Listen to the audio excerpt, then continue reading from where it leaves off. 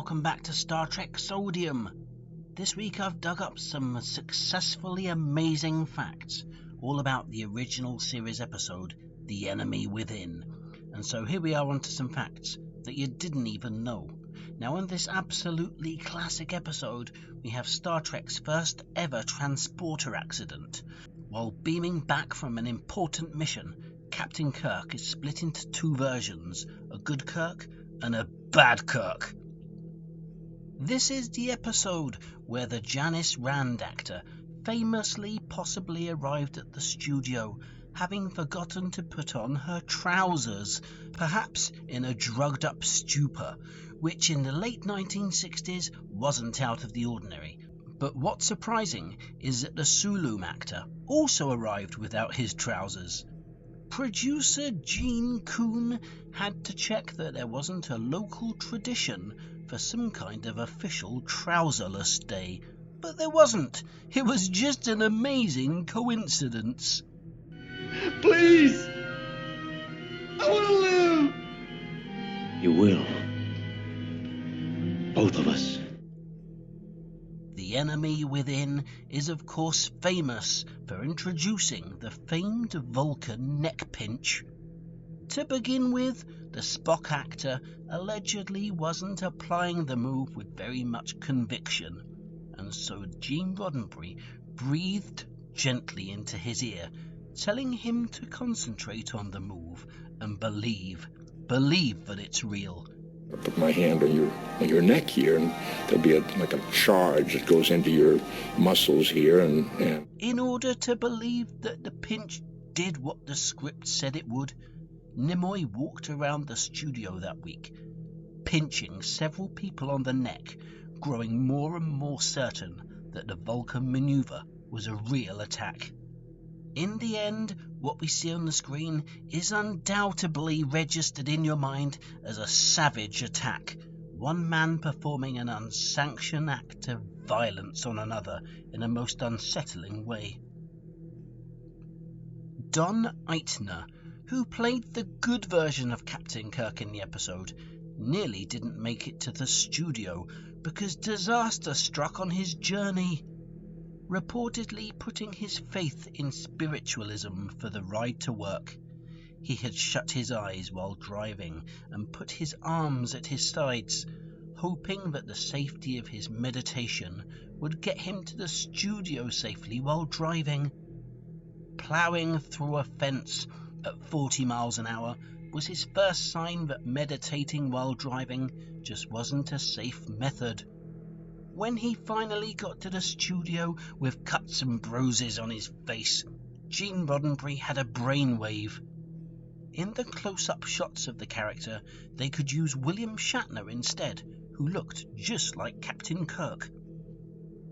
The genesis of the idea of the story of the episode came from a conversation that Gene Roddenberry had with the writer.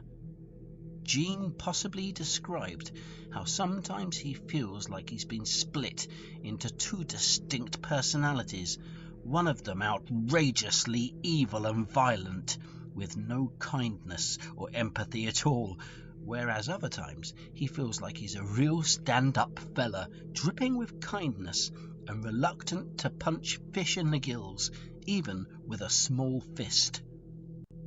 The Janice Rand actress had recently won the highly regarded Would Look Good with a Moustache award, which many women in Hollywood were nominated for until the award was discontinued in 1978.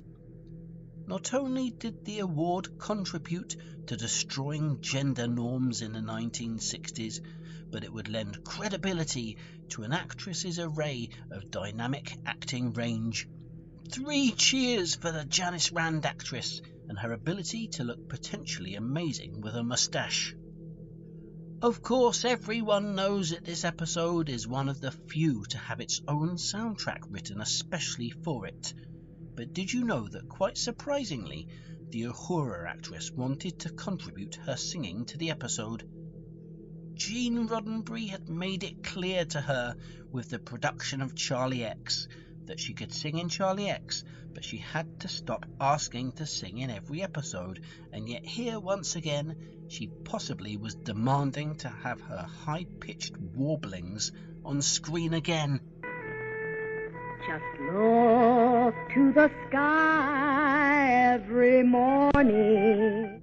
There was no way that her singing could make light of such a serious episode, and so Jean told her plainly that she would not be singing this week or any time for the next few weeks.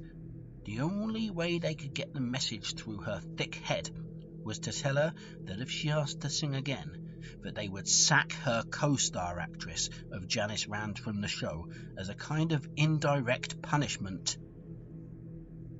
Gene Roddenberry was allegedly struck with shock when the Spock actor arrived at the studio to start filming The Enemy Within, covered in mud. An innocent bystander might have suspected that the actor was playing the part of a mucky farmer, or perhaps a swamp creature from the beyond. What happened, though, was that in a bid to find the quickest, most direct route to work, Nimoy had traipsed across muddy farmland in the pouring rain, with no thoughts on how muddy he was getting. It's this kind of selfless behaviour that got him his rude nickname.